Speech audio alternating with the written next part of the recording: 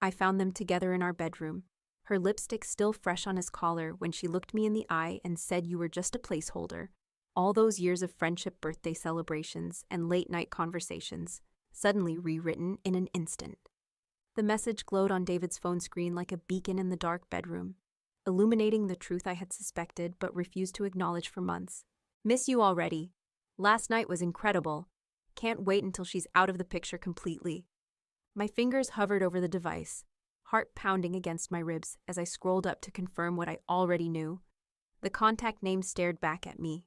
Emily, not just any Emily. My best friend since college, my maid of honor. The woman who had cried genuine-seeming tears at our wedding 5 years ago.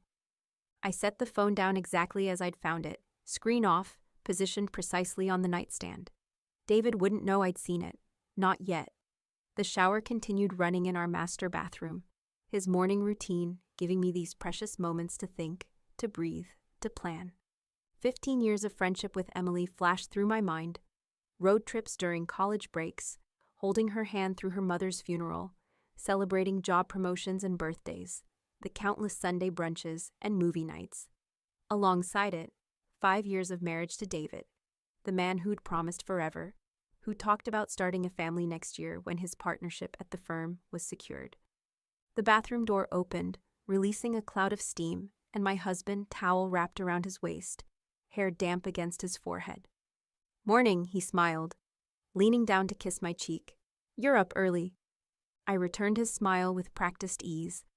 "Thought I heard your phone buzz. Might be the office." His expression flickered, just momentarily, before he glanced at the nightstand. "Probably just spam. I'll check it later."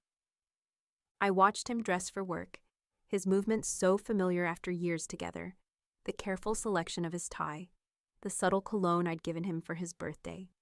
The wedding ring slipped on without thought or meaning. "Dinner tonight?" he asked, adjusting his cuffs. "I should be home by 7. "Actually," I replied, my voice impressively steady, "I'm meeting Emily for drinks after work." "Girls' night." His eyes met mine, searching for something. Suspicion, knowledge, anger. Finding none, he nodded. "Have fun. Don't wait up if it goes late." How convenient for him. Another night to be with her while I was supposedly with her. After he left, I called in sick to work. The first time in 3 years. This wasn't a day for quarterly reports or client meetings. This was a day for reconnaissance. I didn't call Emily immediately. Instead, I sat at our kitchen island, methodically reviewing every suspicious moment from recent months. The late work meetings, the weekend conferences, the sudden increase in Emily's visits to our home when David was present, and her convenient cancellations when he wasn't, her subtle comments about my marriage, questions disguised as friendly concern. "Is David working late again? That must be so hard on you both. Don't you worry about all those young associates at his firm? I hear law offices are basically hookup central." She'd been laying groundwork, creating doubts, positioning herself as the sympathetic friend while undermining my confidence. How long had it been going on? The timestamps on the messages suggested months, maybe longer. At noon, I finally called her. "Jess!" Her voice carried the same warmth it always had. "What's up? Aren't you at work?" "Took a sick day," I replied, "wondering if you're free for lunch instead of drinks tonight." "Oh," a pause. "Too long. I have client meetings all afternoon, but tonight works perfectly." Another lie. I knew her schedule, benefits of being friends for 15 years. Tuesdays were her light days. "No problem. Tonight it is." I kept my tone light, friendly. "The usual place?" "Absolutely. Can't wait to catch up. It's been ages." It had been 4 days since we'd had coffee, during which she'd apparently been with my husband. After hanging up, I finally allowed myself 1 hour of grief. Not for the marriage or friendship I'd lost, but for the ones I'd thought I had. I cried silently at my kitchen table, tissues piling up as I mourned the future I'd planned and the past I now questioned. Then I washed my face, applied concealer to the redness around my eyes, and began to plan. I called a locksmith first, explaining I'd lost my keys and needed the locks changed. Then my bank, transferring half our joint savings to my personal account, money I'd primarily contributed anyway. Finally, my mother, with a carefully vague explanation about potential marriage troubles, securing a place to stay if needed. By late afternoon, I was seated at our usual restaurant, strategically positioned to watch Emily arrive. She entered with practiced confidence, designer handbag swinging, blonde hair falling in the effortless waves that had taken her at least 40 minutes to create. "You look fantastic," she greeted, air-kissing my cheek. "New lipstick?" "Old favorite, actually," I answered. "Something reliable." We ordered drinks, exchanged meaningless small talk about work, mutual friends, the weather. I watched her perform the role of best friend with Oscar-worthy precision while wondering how many times she'd left my company to be with my husband. "So," she said finally, leaning forward conspiratorially, "how are things with David? Still working those crazy hours?" The perfect opening. "Interesting you should ask about David," I said, maintaining eye contact. "He mentioned seeing you recently." A flicker of panic crossed her face before her features rearranged into casual interest. "Oh? I ran into him downtown last week. We grabbed coffee. I meant to tell you." I nodded, sipping my wine. "That's not what he said." Emily's smile faltered slightly. "What did he say?" "Everything." Her glass paused halfway to her lips. "Everything?" "The affair, how long it's been going on, your plans," each word delivered with calm precision. Emily set her glass down, her expression transforming. The warmth vanished, replaced by something colder, more calculated. "He was never meant for you, Jess." Her voice had changed too. No more artificial sweetness. "You were just a placeholder until he found someone who truly matched him." The cruelty of the statement should have wounded me. Instead, it crystallized everything. This wasn't a momentary lapse or physical attraction. This was deliberate, calculated, planned. "How long?" I asked. "Long enough to know it's real?" She reached for her purse, clearly eager to leave now that her role had been abandoned. "I'm sorry you found out this way, but perhaps it's better. Clean break and all that." As she stood to leave, I remained seated, my voice stopping her. "Emily." She turned, impatience visible. "I haven't spoken to David about any of this. He doesn't know that I know." Confusion replaced her confidence. "But you said—" "I lied," I smiled slightly. "Interesting how easily you confessed when you thought he already had." The color drained from her face as she realized her mistake. "Give David my regards tonight," I added, raising my glass in a mock toast. "And Emily, this is just the beginning." She hurried out, already pulling her phone from her purse, undoubtedly to warn David. But I wasn't worried. The locks were already changed, half our assets secured, and my strategy just beginning to unfold. They thought they had all the power. They were wrong. The digital clock on my nightstand read 2:17 a.m. when I heard David's key fail in the front door lock, followed by increasingly frustrated attempts. I remained motionless in our bed, listening as he finally resorted to ringing the doorbell. After the 5th ring, I silenced my phone and turned over, leaving him to face the consequences of his choices, starting with a night locked out of our home. By morning, missed calls and desperate texts filled my phone screen. I read each one without responding, noting the progression from confusion to anger to bargaining. "Why can't I get in? Where are you? Are you seriously ignoring me? This is childish, Jess. Okay, I'm sorry about whatever's going on. Can we please talk?" Predictable, unimaginative, telling. Not a single message acknowledged what he'd done. No confession, no specific apology. Just vague placation aimed at regaining access to the house and restoring his comfort. I waited until I knew he would be at his office before returning home. The house felt different now. Less a sanctuary than a crime scene requiring thorough investigation. I started with the obvious, his laptop. Password protected, of course, but after 5 years of marriage, I knew all his variations. 3rd attempt successful. Address of his childhood home plus his birth year. Inside, his email revealed the first layer of deception. Separate travel arrangements made alongside business trips, dinner reservations at restaurants we'd never visited together, and hotel confirmations for local stays. The credit card statements filled in more details. Jewelry purchases I'd never received. Rideshare receipts from our house to Emily's apartment at odd hours. a weekend spa package for two in wine country during his supposed solo fishing trip last spring. I photographed everything, methodically creating a digital archive of betrayal before continuing my search. In his home office desk, behind tax folders, I found a small velvet box containing a white gold necklace, Emily's birthstone, not mine. The receipt tucked underneath showed the purchase date, 3 days before our last anniversary. The gift I'd received had been a Rush department store selection. I'd found the gift receipt accidentally, noting the purchase time of 5:47 p.m. on our actual anniversary. The comparison was illuminating. Most revealing was his cloud storage. David had always considered himself tech-savvy, but had forgotten to log out of his synchronized accounts on our rarely used home desktop.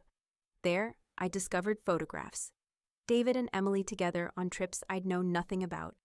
Intimate moments in hotel rooms, even several taken in our home when I'd been working late. The timestamps told a devastating story, not a recent affair, but a systematic deception spanning at least 18 months, nearly a third of our marriage.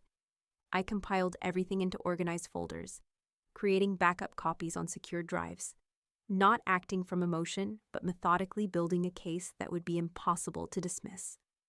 By mid-afternoon, I moved from digital to physical evidence. The guest room closet yielded a suitcase tucked far back on the shelf. Inside, men's clothing I didn't recognize. David had been preparing a quick exit strategy, complete with essentials already packed. The coward's evacuation plan. The home phone, rarely used anymore, provided additional insights through its call log. Repeated calls to Emily's number during times I'd been traveling for work. Cross-referencing with my work calendar revealed a pattern. Every business trip I'd taken in the past year had corresponded with multiple calls to her, often late at night. Most damning was what I found behind the false bottom of his bedside drawer, a folder containing apartment listings circled in red pen, application paperwork partially completed, and a handwritten list titled Exit Strategy. The list included items like separate finances gradually, secure important documents, and discuss timeline with E. They had been planning their new life together while systematically dismantling mine. I photographed everything, then returned each item exactly as I'd found it. They wouldn't know what I'd discovered until the moment of maximum impact. At 6 p.m., my phone rang. Emily, not David. I let it go to voicemail, then listened to her carefully rehearsed message. Jess, I know you're upset, and you have every right to be. What I said yesterday was cruel and unnecessary. David and we never meant for this to happen. Please call me back so we can talk like adults about this situation. The calculated reasonableness, the subtle implication that I might not be behaving like an adult. Classic Emily manipulation. I saved the message as further evidence of their coordinated approach. David's strategy became clear when I checked our joint accounts.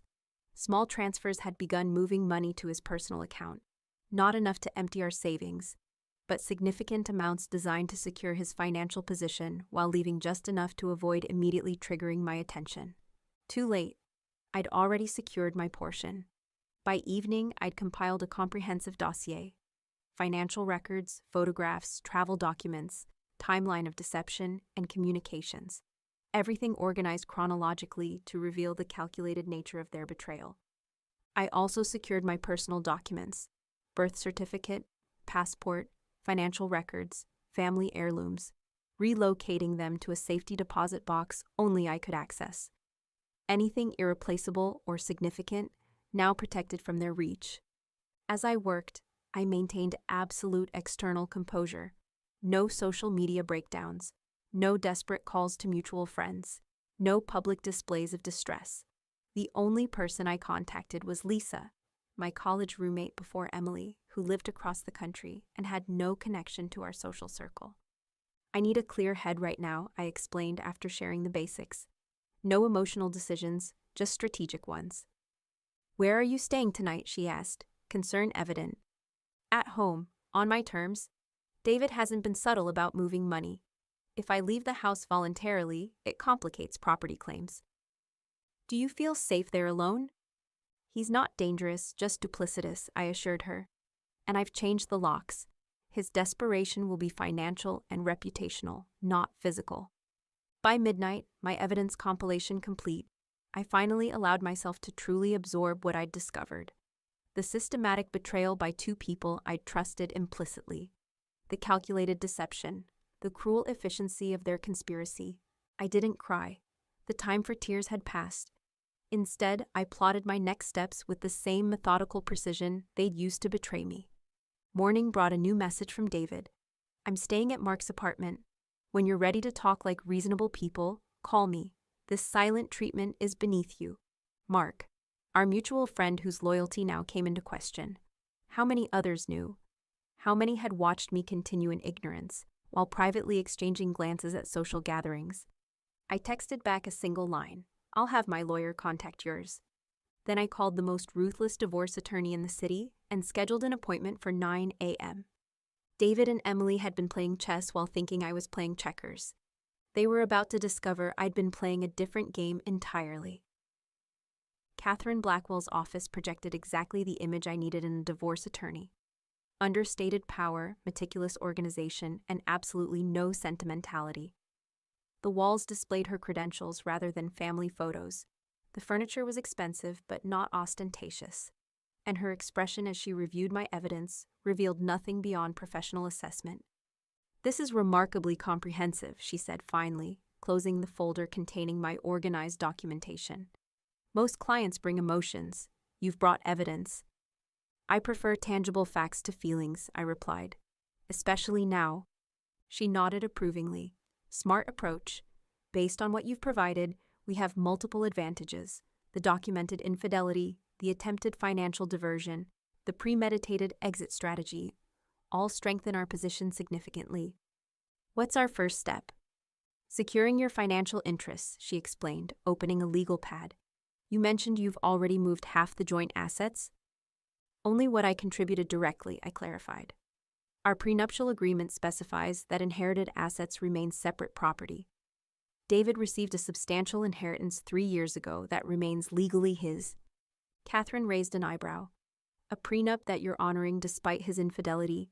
Most clients want to pursue everything possible. I want what's fair, not what's spiteful. The prenup was mutual. It also protects the inheritance I received from my grandmother. Admirable ethics, she noted, though her tone suggested she didn't encounter this approach often. Next, we need to document your contributions to marital assets. The house, for example. Who made the down payment? We both contributed, but I've made 70% of the mortgage payments from my income. I have the records. For the next hour, we methodically assessed every financial aspect of my marriage. Investments, retirement accounts, vehicles, art purchased together, even the wedding gifts still in our possession. Each item categorized, each contribution documented. What about your social circle? Catherine asked. Based on your evidence, this mutual friend Emily is central to the situation. My best friend of 15 years, I confirmed, and likely not the only friend involved in the deception. David's message indicates he's staying with our friend Mark, which suggests Mark was already aware of the situation. Social fallout is inevitable in these cases, she warned, particularly with long-term friendships. People feel compelled to choose sides or distance themselves entirely. I'm prepared for that reality. Catherine studied me briefly. Most clients say that, but underestimate the emotional impact. These relationships often predate the marriage. Which makes the betrayal more significant, not less, I countered. Friends who knew and said nothing aren't actually friends. She nodded, satisfied with my perspective. Let's discuss immediate practical concerns. You're still in the house, which is appropriate. Are you comfortable continuing to live there during proceedings? Yes, it's strategically advantageous and personally preferable. Good. Next, communication strategy. I recommend minimal direct contact with your husband outside my presence. When necessary, keep conversations documented. Text or email rather than calls. Forward everything to me, regardless of how insignificant it might seem. Already implementing that approach, I confirmed. His messages have been increasingly manipulative, starting with anger, then shifting to rational appeals, now attempting emotional leverage. Classic pattern, Catherine noted. They'll escalate when these methods fail. Prepare for potential mutual friends to reach out as intermediaries. On cue, my phone buzzed with a text from Rachel, a friend from our regular dinner group. "Hey, David seems really upset. Can I come by tonight so we can talk about what's going on?" I showed Catherine the message. "Perfect example," she said. "This friend may be genuinely concerned or actively gathering intelligence for your husband. Either way, maintaining your privacy is paramount right now." I typed a brief response. "Appreciate your concern, but I'm taking some time to process privately. Non-committal, revealing nothing." Catherine continued outlining our strategy. First, an official separation agreement, drafted immediately to establish clear boundaries during the divorce process. Second, comprehensive financial disclosure demands to ensure nothing remained hidden. Third, a carefully crafted narrative focusing on facts rather than emotions when dealing with mutual connections. "What about Emily?" I asked. "She's not just a participant in the affair. She was my closest friend. The betrayal there is arguably more significant than David's." "Legally, she's peripheral to the divorce proceedings," Catherine explained. "But socially and emotionally, she represents a complex factor. Have you considered your approach regarding her?" "I'm not seeking revenge," I clarified. "I want accountability. The truth exposed rather than managed by their narrative." "A legitimate objective," she agreed. "I recommend documenting any contact from her, but avoiding direct engagement until your position is fully secured. Her relationship with your husband complicates standard approaches. They'll likely coordinate their responses." As our meeting concluded, Catherine provided clear next steps: documents to gather, communications to prepare, contingencies to consider. Everything methodical, nothing reactive. "One final question," she said as I prepared to leave. "What do you ultimately want from this process, beyond the financial and legal resolution?" I considered carefully before answering. "I want to emerge intact, financially, emotionally, socially. I want the truth acknowledged, not hidden behind convenient narratives. And I want to rebuild on my terms, not as a reaction to their betrayal." Catherine nodded, seemingly satisfied with my response. "Then we'll work toward exactly that outcome." Leaving her office, I felt strangely empowered. The path forward was clear, the strategy established. No emotional flailing, just calculated progress. My phone buzzed again. David this time. "Please, Jess, just talk to me. This silent treatment is childish. We can work through this like adults." The continued attempts to characterize my strategic silence as immaturity revealed his fundamental misunderstanding of what was happening. David believed he was dealing with an emotional reaction that would eventually subside, allowing him to regain control through practiced manipulation. He had no idea he was facing a comprehensive strategy designed by someone who now saw him with complete clarity. Back home, I implemented the next phase of preparation: securing irreplaceable items, documenting the current state of our home and possessions with dated photographs, and establishing new individual accounts for utilities and services previously shared. That evening, the doorbell rang. Through the security camera, I saw Emily standing on the porch, her expression practiced into appropriate contrition. I didn't answer. 10 minutes later, she texted, "I know you're home, Jess. We need to talk. I owe you an explanation." Another manipulation attempt, suggesting she was entitled to provide explanations on her timeline, that her perspective deserved my attention despite her actions. I responded with carefully calculated words. "I'm not interested in explanations. I'm interested in truth. They're rarely the same thing." Her reply came quickly. "You don't understand the whole situation. It's complicated." "No, it's actually remarkably simple. You and David betrayed me systematically over an extended period. The only complexity is in the details of your deception, which I've already discovered." A longer pause followed before her next message. "What exactly do you think you know?" The question revealed volumes. Concern about what specific evidence I had, what particular aspects of their deception had been exposed. Not remorse for actions, but anxiety about consequences. I didn't respond. Let her wonder, let her panic, let her imagination create worst-case scenarios about exactly what I'd discovered. As night fell, I reviewed my progress. Financial security initiated, legal representation established, evidence secured, home protected, communication strategy implemented. each step measured, each decision strategic rather than emotional.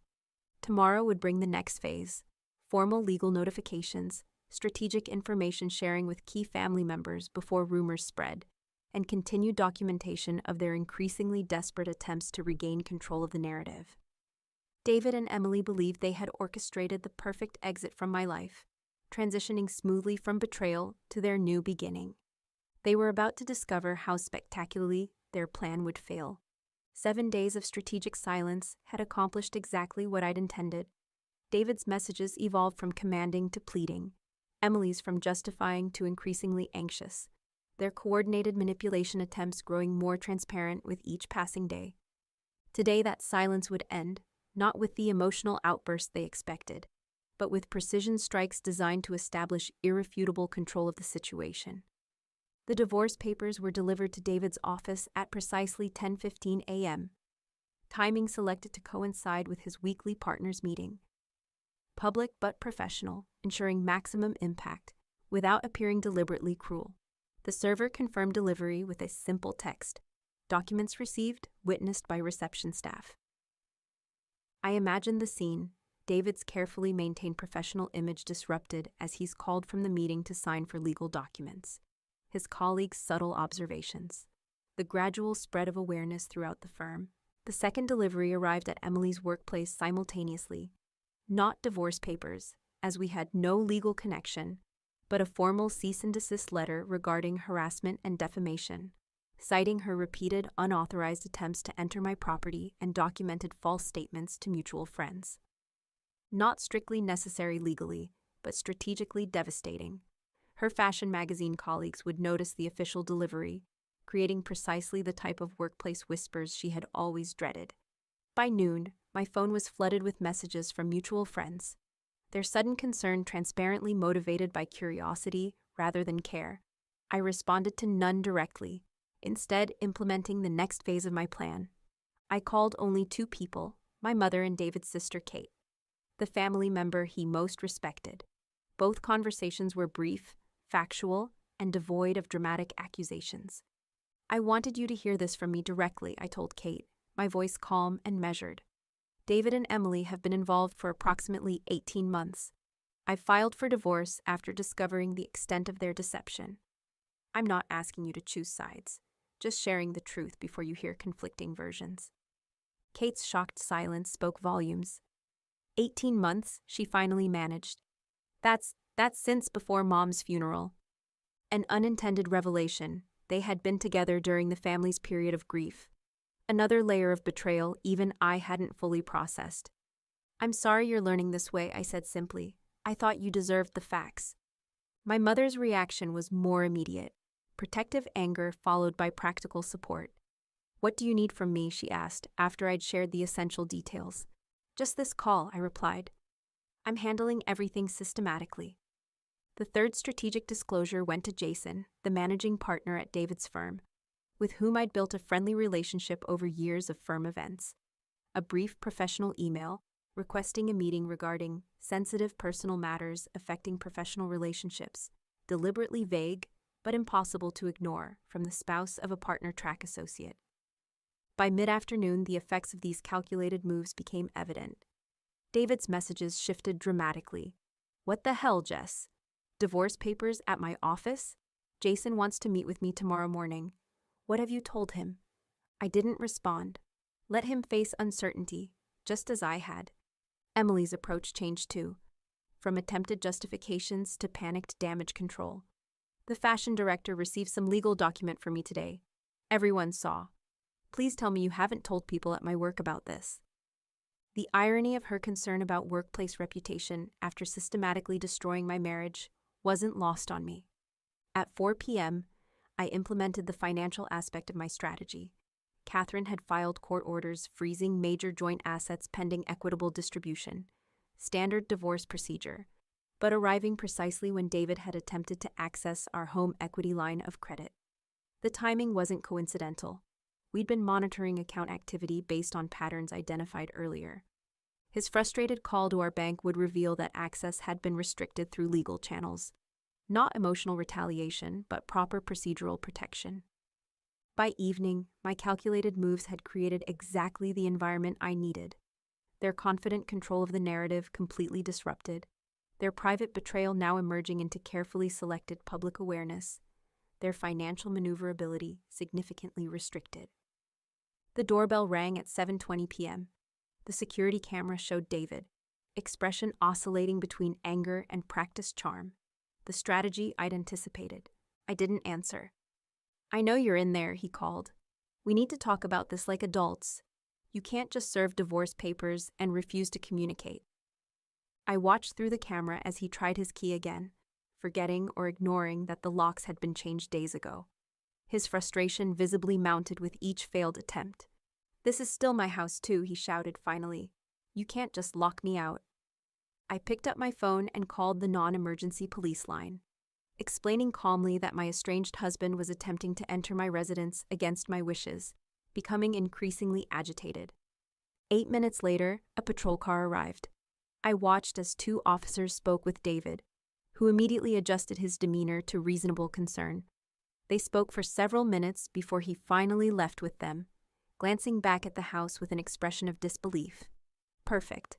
Documentation of his attempted unauthorized entry without creating a dramatic scene that might generate sympathy for him? I sent the security footage to Catherine, adding to our growing file of documented behavior. My phone lit up with a text from Kate. "David just called Mom crying, said you're making crazy accusations and turning everyone against him. I told him I know exactly how long his affair has been going on." He hung up. The first family alliance secured. Not through manipulation, but through simple truth. The pieces were falling into place exactly as planned. While they scrambled to manage the fallout of today's moves, tomorrow would bring the next phase: financial documentation submissions to the court, scheduled meetings with key social connections, and continued strategic silence in the face of their increasingly desperate attempts to regain narrative control. They had played a long game of deception. Mine would be more strategically devastating. 7 days of strategic silence had accomplished exactly what I'd intended. David's messages evolved from commanding to pleading, Emily's from justifying to increasingly anxious, their coordinated manipulation attempts growing more transparent with each passing day. Today that silence would end, not with the emotional outbursts they expected, but with precision strikes designed to establish irrefutable control of the situation. The divorce papers were delivered to David's office at precisely 10:15 a.m., timing selected to coincide with his weekly partners' meeting. Public but professional, ensuring maximum impact without appearing deliberately cruel. The server confirmed delivery with a simple text: "Documents received, witnessed by reception staff." I imagined the scene, David's carefully maintained professional image disrupted as he's called from the meeting to sign for legal documents. His colleagues' subtle observations, the gradual spread of awareness throughout the firm. The second delivery arrived at Emily's workplace simultaneously. Not divorce papers, as we had no legal connection, but a formal cease and desist letter regarding harassment and defamation, citing her repeated unauthorized attempts to enter my property and documented false statements to mutual friends. Not strictly necessary legally, but strategically devastating. Her fashion magazine colleagues would notice the official delivery, creating precisely the type of workplace whispers she had always dreaded. By noon, my phone was flooded with messages from mutual friends, their sudden concern transparently motivated by curiosity rather than care. I responded to none directly, instead implementing the next phase of my plan. I called only 2 people, my mother and David's sister Kate, the family member he most respected. Both conversations were brief, factual, and devoid of dramatic accusations. "I wanted you to hear this from me directly," I told Kate, my voice calm and measured. "David and Emily have been involved for approximately 18 months. I filed for divorce after discovering the extent of their deception. I'm not asking you to choose sides, just sharing the truth before you hear conflicting versions." Kate's shocked silence spoke volumes. 18 months, she finally managed. That's since before Mom's funeral."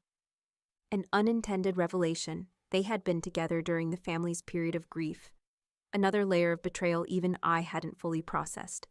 "I'm sorry you're learning this way," I said simply. "I thought you deserved the facts." My mother's reaction was more immediate. protective anger followed by practical support. "What do you need from me?" she asked after I'd shared the essential details. "Just this call," I replied. "I'm handling everything systematically." The third strategic disclosure went to Jason, the managing partner at David's firm, with whom I'd built a friendly relationship over years of firm events. A brief, professional email requesting a meeting regarding sensitive personal matters affecting professional relationships. Deliberately vague but impossible to ignore from the spouse of a partner track associate. By mid-afternoon, the effects of these calculated moves became evident. David's messages shifted dramatically. "What the hell, Jess? Divorce papers at my office? Jason wants to meet with me tomorrow morning. What have you told him?" I didn't respond. Let him face uncertainty, just as I had. Emily's approach changed too, from attempted justifications to panicked damage control. "The fashion director received some legal document for me today. Everyone saw. Please tell me you haven't told people at my work about this." The irony of her concern about workplace reputation after systematically destroying my marriage wasn't lost on me. At 4 p.m., I implemented the financial aspect of my strategy. Catherine had filed court orders freezing major joint assets pending equitable distribution. Standard divorce procedure, but arriving precisely when David had attempted to access our home equity line of credit. The timing wasn't coincidental. We'd been monitoring account activity based on patterns identified earlier. His frustrated call to our bank would reveal that access had been restricted through legal channels, not emotional retaliation, but proper procedural protection. By evening, my calculated moves had created exactly the environment I needed. Their confident control of the narrative completely disrupted, their private betrayal now emerging into carefully selected public awareness, their financial maneuverability significantly restricted. The doorbell rang at 7:20 p.m. The security camera showed David, expression oscillating between anger and practiced charm. The strategy I'd anticipated. I didn't answer. "I know you're in there," he called. "We need to talk about this like adults. You can't just serve divorce papers and refuse to communicate." I watched through the camera as he tried his key again, forgetting or ignoring that the locks had been changed days ago. His frustration visibly mounted with each failed attempt. "This is still my house too," he shouted finally. "You can't just lock me out." I picked up my phone and called the non-emergency police line, explaining calmly that my estranged husband was attempting to enter my residence against my wishes, becoming increasingly agitated. 8 minutes later, a patrol car arrived. I watched as 2 officers spoke with David, who immediately adjusted his demeanor to reasonable concern. They spoke for several minutes before he finally left with them, glancing back at the house with an expression of disbelief. Perfect. Documentation of his attempted unauthorized entry without creating a dramatic scene that might generate sympathy for him. I sent the security footage to Catherine, adding to our growing file of documented behavior.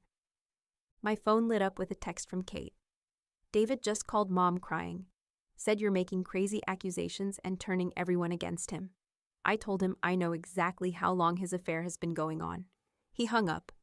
The first family alliance secured, not through manipulation but through simple truth. The pieces were falling into place exactly as planned. While they scrambled to manage the fallout of today's moves, tomorrow would bring the next phase: financial documentation, submissions to the court, scheduled meetings with key social connections, and continued strategic silence in the face of their increasingly desperate attempts to regain narrative control. They had played a long game of deception. Mine would be more strategically devastating. The social ecosystem David and Emily had carefully cultivated began unraveling precisely 14 days after I served the divorce papers. What had once been whispered speculation erupted into open discussion when Rachel, cocktails emboldening her usual discretion, confronted Emily at Mark's birthday gathering. "How could you do it?" Rachel's voice carried across the restaurant's private room, silencing conversations. 15 years of friendship, and you just took her husband? I wasn't present, of course, having declined the invitation with a simple, prior commitment response. But the detailed account reached me through multiple channels before midnight, each version more dramatic than the last. The beauty of calculated absence. Others tell your story for you, often more effectively than you could yourself. 3 separate friends sent almost identical messages. You wouldn't believe what just happened at Mark's party. The social narrative was shifting, and I hadn't needed to participate directly. Emily's response, according to these accounts, revealed her true character more effectively than any explanation I could have offered. Rather than showing remorse, she'd gone on the offensive. You have no idea what their marriage was really like. Jess pushed him away for years. I was there for David when she wasn't. The transparent attempt to rewrite history backfired spectacularly. Multiple witnesses knew the countless business trips I'd canceled to support David's career events, the promotions I'd delayed to accommodate his partnership track demands, the family gatherings I'd organized to impress his colleagues. By morning, my phone overflowed with messages of support, some genuine, others transparently attempting to secure positions in the unfolding drama. I responded selectively, maintaining polite appreciation without divulging details. Strategic engagement rather than wholesale withdrawal. David's approach shifted again, now positioning himself as the reasonable party seeking amicable resolution. His carefully crafted email arrived with the subject line, "Moving forward constructively." Jess, while the manner of your divorce filing was unnecessarily public, I understand emotions are running high. I'm prepared to discuss fair distribution of assets and reasonable arrangements. My lawyer will contact yours to begin mediation. I hope we can handle this maturely, despite the circumstances. David. The calculated reasonableness, the subtle implication that my actions had been emotional rather than strategic. The positioning as the mature party, all transparently manipulative. I forwarded it to Catherine without response. Emily tried a different approach. I know you probably hate me right now, but someday I hope you'll understand this wasn't planned. Feelings developed gradually. We never meant to hurt you. The documented evidence of hotel reservations from 9 months prior contradicted this gradual narrative completely. Her attempted reframing showed increasing desperation as social consequences mounted. By week's end, the friendship landscape had redistributed itself with surprising clarity. Some mutual friends maintained diplomatic neutrality, carefully balancing connections to both sides. Others chose clear allegiance, most unexpectedly Mark, who had initially provided David housing but now publicly distanced himself. He lied to me, Mark explained during our brief coffee meeting. Said you'd thrown him out over a misunderstanding. When I heard what actually happened, he shook his head. 15 years of friendship, and he used me as cover for the affair. I've asked him to find other arrangements. I maintained composed appreciation without revealing satisfaction, another piece shifting into place without direct manipulation. The professional consequences emerged simultaneously. David's meeting with Jason had apparently gone poorly. Office gossip confirming he'd been removed from 2 major client accounts, ostensibly for reorganization purposes. The firm's concern about potential reputation damage was entirely predictable. Family values featured prominently in their marketing materials. Emily faced her own professional fallout, her carefully cultivated image as relationship advice contributor to her magazine, now undermined by increasingly public knowledge of her actual behavior. The irony was lost on no one. Most revealing were the shifting dynamics in group communications. The shared text thread among our friend circle, once dominated by David and Emily's performative engagement, fell conspicuously silent. When activities resumed, new separate groups formed. I was included in most, they in few. Never once did I present myself as victim seeking sympathy. I maintained dignified composure, responding to direct questions with minimal necessary information, redirecting excessive curiosity with practiced grace. The restraint generated more respect than any emotional display could have achieved. How are you managing so well? Lisa asked during our weekly phone call. By focusing on rebuilding rather than retribution, I explained. Their actions have natural consequences without my intervention. What I didn't share was the strategic satisfaction of watching those consequences unfold precisely as anticipated. Each social adjustment, each professional complication, each relationship realignment, following predictable patterns I'd identified during planning stages with Catherine. Most significant was the gradual emergence of strain between David and Emily themselves. The unity of their betrayal, once strengthened by secrecy and shared conspiracy, weakened under public scrutiny and mounting consequences. Their first public argument occurred at a restaurant, witnessed by mutual acquaintances who immediately relayed details. David apparently blamed Emily for unnecessary drama following the confrontation at Mark's party. She responded by questioning his handling of the divorce proceedings. The perfect relationship narrative they'd constructed was fracturing under reality's weight. By month's end, the social landscape had transformed entirely. David and Emily, once central figures in our shared circle, found themselves increasingly isolated, not through direct action on my part, but through natural consequences of their choices now visible to all. I maintained perfect composure throughout, attending necessary social functions with dignified grace, neither seeking sympathy nor displaying bitterness. Professional commitments continued uninterrupted, my visible stability contrasting sharply with their increasing disarray. The financial aspects progressed similarly. Court-ordered financial disclosures revealed David's attempts to hide assets, minor accounts I'd already documented during my initial investigation. Catherine used these discoveries strategically, establishing a pattern of dishonesty that strengthened our position in settlement negotiations. "They're asking for a meeting," Catherine informed me. Both David and his attorney. The tone suggests increasing willingness to accommodate equitable distribution. As expected, I noted, the timeline aligning perfectly with our projected strategy. Emily's messages grew increasingly desperate. "Everyone's treating me like I'm the villain. You know our friendship meant everything to me. Can we please talk? Just once." I maintained strategic silence. Her opportunity for conversation had existed before betrayal, not after discovery. The social ecosystem they'd expected to navigate as a triumphant couple had instead become an environment where their actions faced continuous reassessment. Each new revelation, each public interaction, each attempted justification further eroded their carefully constructed narrative. They had planned to rewrite our history. Instead, they were confronting their own.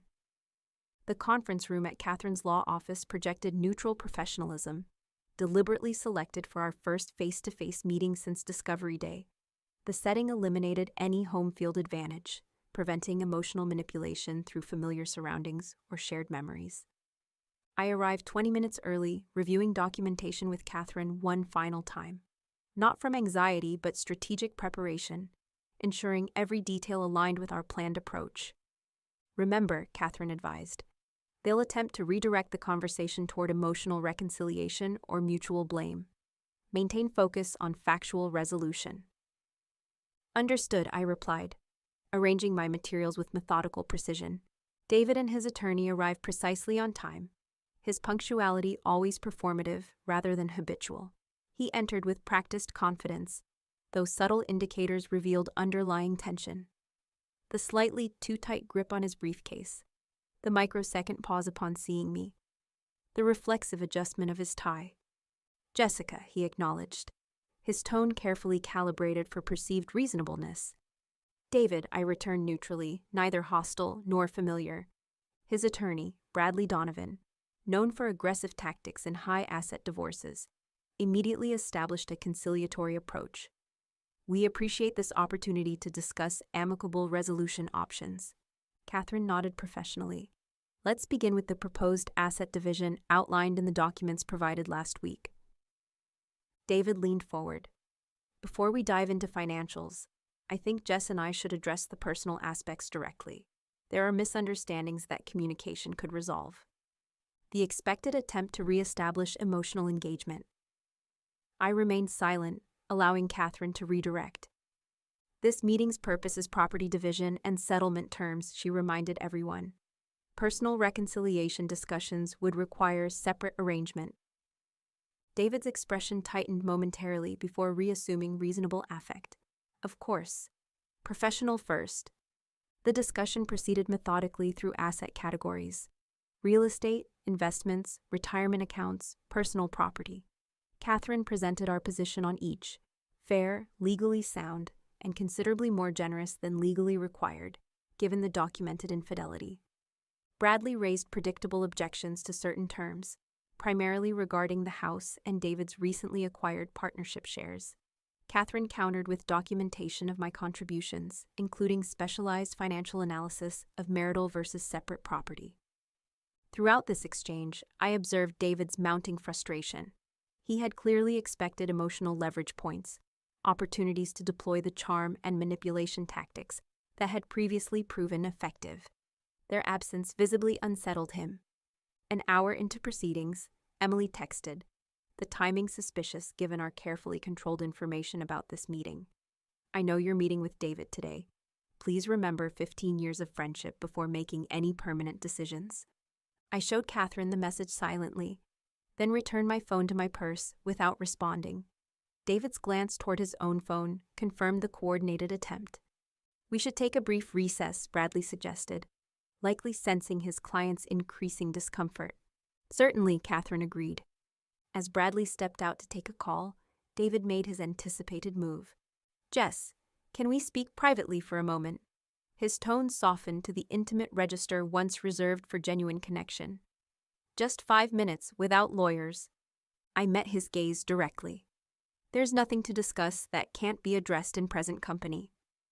15 years together deserves more than clinical legal dissolution, he pressed, employing the exact timeline from Emily's text. Their coordination couldn't have been more transparent. 15 years deserved honesty, I corrected calmly. You chose deception instead, repeatedly, with deliberation.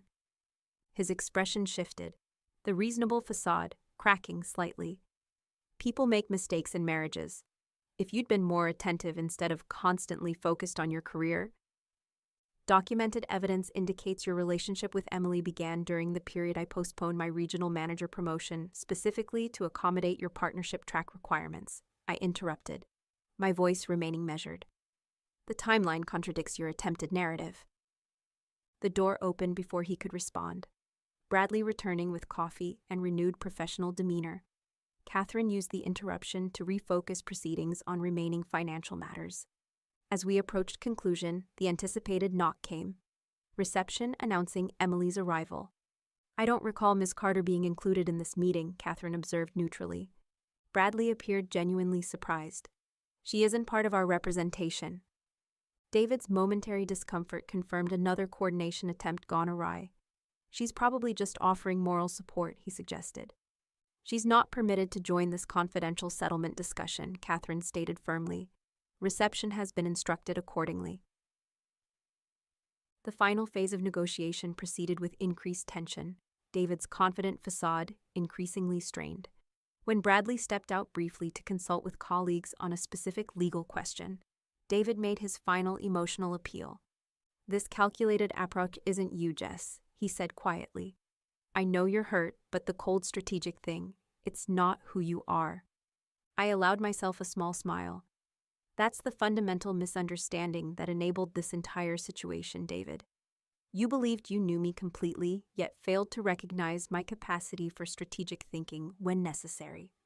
I made a mistake, he admitted. The first genuine acknowledgement. But Emily and I, it's not working. The reality doesn't match what we imagined. Maybe we could consider reconciliation, I finished for him.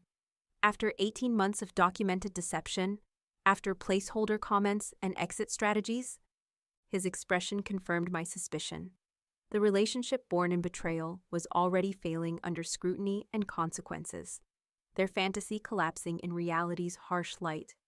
How did you know about that comment? He asked, genuine confusion replacing calculation. I've known everything from the beginning, I replied simply. Every meeting, every gift, every future plan, your exit strategy document, the apartment applications, Emily's placeholder comment, the necklace purchased before our anniversary. The color drained from his face as he realized the comprehensive nature of my knowledge, far beyond what he'd assumed from divorce filings. Bradley and Catherine returned, finalizing procedural details for submitting our negotiated settlement to the court. David remained uncharacteristically silent, his confident strategy thoroughly dismantled. As the meeting concluded, I gathered my materials with unhurried precision, maintaining the composed demeanor I'd established throughout proceedings. In the lobby, Emily waited, her designer outfit carefully selected for impact, her expression practiced into appropriately complex emotion. Upon seeing me, she stepped forward with rehearsed determination. Jess, please, you haven't returned any messages. We need to talk. I paused, considering her request with apparent thoughtfulness, the perfect opportunity to implement the final element of today's strategy. You're right, I agreed calmly. There is something I need to say. Hope flickered across her features. Expectation of emotional opening or potential reconciliation. Instead, I removed a thumb drive from my purse, offering it with professional detachment. This contains all communication between David and his former administrative assistant Melanie from the firm's archived server. The relationship appears to have begun approximately 3 months ago, shortly after you moved in together. Emily's expression transformed from practiced contrition to stunned confusion. You weren't the first, I continued quietly, and clearly not the last. Pattern recognition is an invaluable skill. I walked past her toward the elevator, Catherine beside me. In the reflecting glass, I could see them, David and Emily, staring at each other with dawning comprehension and distrust, the foundation of their relationship cracking irreparably, just as I'd anticipated. Was there actually evidence of another affair? Catherine asked once elevator doors closed. Sufficient digital indicators to warrant legitimate concern, I replied. The uncertainty will accomplish what confrontation couldn't. The strategic seeds planted. I stepped out of the building into bright afternoon sunlight, feeling neither vindictive satisfaction nor lingering grief, only the quiet confidence of having navigated a difficult situation with integrity and clarity. David and Emily had orchestrated what they believed was a perfect exit from my life. Instead, they had engineered their own downfall. The divorce became final on a Tuesday morning. No dramatic courtroom confrontation, just electronic notification from Catherine that all documents had been processed and recorded. The legal system's anticlimactic conclusion to 5 years of marriage. I marked the occasion with neither celebration nor mourning, simply checking the notification between meetings at work, a significant life transition acknowledged with the same calm deliberation that had characterized my entire approach. The settlement terms reflected exactly what we'd negotiated. Equitable division prioritizing clean separation over punitive measures. I kept the house with appropriate equity distribution, my retirement accounts, and personal possessions. David retained his partnership shares, investment portfolio, and inherited assets.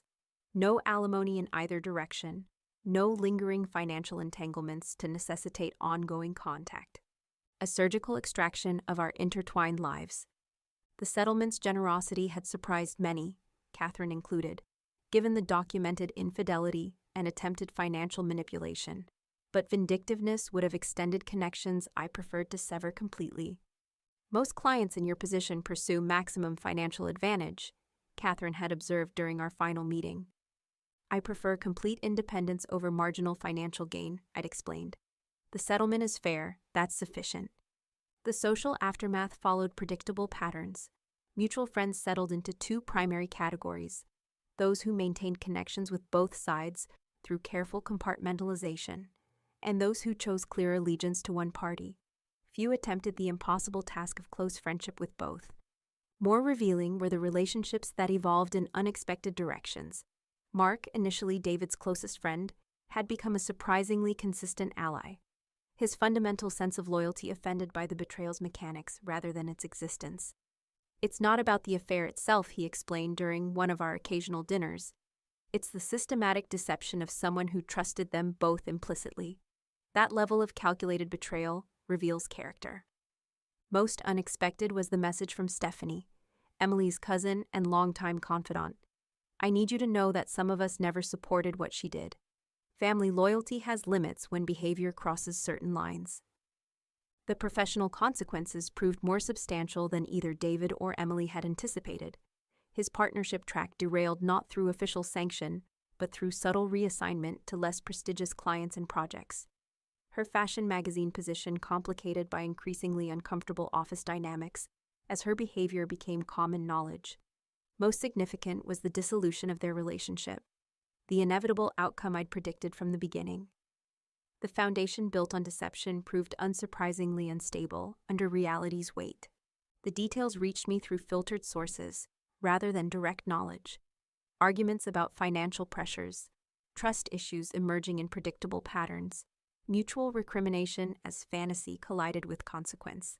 Lisa, during our weekly call, questioned my apparent detachment. Aren't you even a little satisfied seeing their relationship implode? Their relationship's success or failure was never my concern, I replied honestly. Only my extraction from the situation. You're either incredibly evolved or frighteningly strategic, she observed. Perhaps both, I acknowledged. The outcomes were predictable, given the foundations involved. 6 months after the divorce finalization, I received the message I'd been anticipating since the beginning. David, reaching out with calculated casualness, had to be in your neighborhood for a client meeting. Wondering if you'd be open to coffee sometime, just to check in as friends. The transparent attempt at re-establishing contact, likely motivated by his deteriorating relationship with Emily and increasingly isolated social position. I didn't respond. Complete silence more effective than any crafted rejection. Emily's approach came 3 weeks later, more direct in its desperation. I know I have no right to ask, but I miss our friendship more than anything. Some days I can barely remember why I thought this was worth losing you. Can we talk, just once? The implicit admission of regret confirmed what I'd known from the beginning. Their fantasy couldn't survive reality's harsh light. Again, I maintained strategic silence, no response necessary when the outcomes had unfolded exactly as anticipated. The house that had once contained our marriage underwent gradual transformation. Rooms repainted, furniture replaced, space reconfigured to reflect singular rather than shared life, not erasing history but acknowledging evolution. My professional trajectory accelerated without the constraints of accommodating David's career priorities. The regional management position I'd previously postponed, now accepted and thriving under my direction. Most significantly, the emotional landscape had transformed entirely. No lingering anger, no bitter resentment, no defining myself through betrayal's lens. The strategic approach that had guided me through dissolution now directed toward deliberate reconstruction. When mutual friends cautiously mentioned David or Emily, I responded with neutral acknowledgement rather than discomfort or antipathy. Their continued existence neither threatening nor significant, merely facts acknowledged without emotional weight. They had orchestrated what they believed would be their triumphant beginning. Instead, it had become their inevitable ending, and for me, an unexpected liberation. 1 year after the divorce finalization, I stood on the balcony of my Barcelona hotel, morning sunlight warming my face as I sipped coffee and reviewed presentation notes. The international marketing conference that had once been an impossible professional aspiration now served as tangible evidence of how thoroughly life had transformed. My phone chimed with a message from Lisa. Happy Independence Day, 1 year divorce-free. How's Barcelona treating the keynote speaker? I smiled at her characterization. The anniversary hadn't consciously registered, yet somehow Lisa had tracked it with more attention than I had given it myself. Barcelona is magnificent. Keynote finalized. Having dinner with the European team tonight to celebrate. The professional expansion that had once seemed impossible while balancing David's career needs had flourished in his absence. Regional management had quickly evolved to international oversight, my natural strategic abilities finally receiving proper recognition and application. My phone chimed again. Mark, this time. Thought you should know, David and Emily officially ended things. He's apparently moving to Chicago for a lateral position at a smaller firm. She's telling everyone it was mutual, but word is, he initiated everything. I absorbed this information with neither satisfaction nor surprise. Their relationship's inevitable conclusion had been apparent from the moment I discovered its existence. Relationships founded on mutual deception rarely survived honest reality. Thanks for the update. Hope conference planning is going well, I replied, redirecting to his upcoming event, rather than dwelling on David and Emily's predictable outcome. The personal transformation paralleled the professional. The Barcelona trip exemplified my new approach to life. Experiences prioritized over possessions. Authentic connections valued over superficial networks. Opportunities embraced without hesitation. Last month's decision to sell the house had finalized the separation from my previous life. The property that had once represented shared dreams repurposed to fund new aspirations.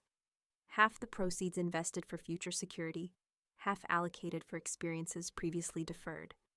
My mother had questioned the decision initially. Are you sure selling is necessary? It's a beautiful home with good memories, too.